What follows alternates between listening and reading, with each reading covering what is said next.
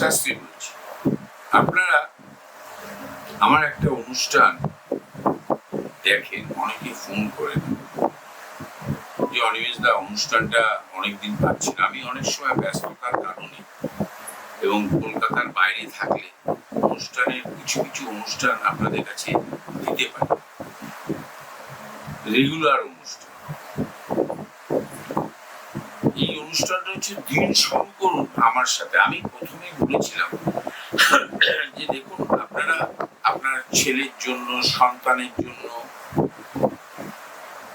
সবার জন্য, মা বাবা, ছাত্র ছাত্রী, আত্মীয় স্বজন, পরিজন, সহকর্মীরা, বান্ধবী, বন্ধু, সবার জন্য সময় বের করেন, রুটিন তৈরি করেন সবার জন্য।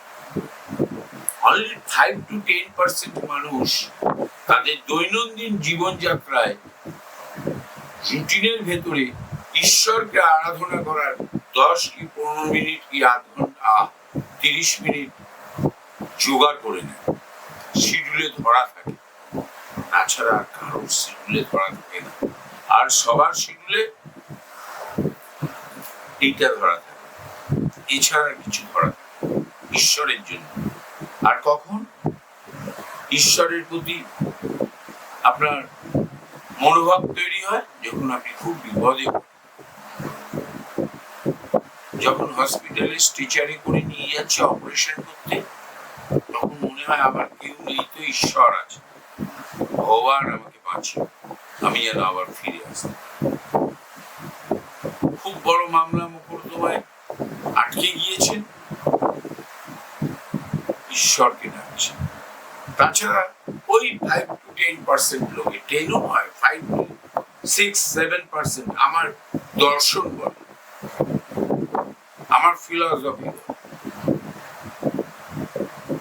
যে এই কটা লোক তার শিডিউলের মধ্যে পুজো করা বা ঈশ্বরকে প্রার্থনা করার একটা সময় রেখে দেয়।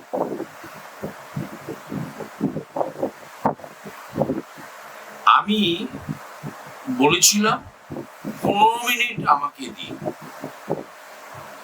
আমি যে জিনিসগুলো বলি সবই ঈশ্বরের বিভিন্ন নামে আমরা ঈশ্বরকে সম্বোধন করে থাকি এবং ডেকে থাকি। কখনো শিব বলি, কখনো ভবতারিণী বলি, কখনো কালী বলি, কখনো মা তারা বলি।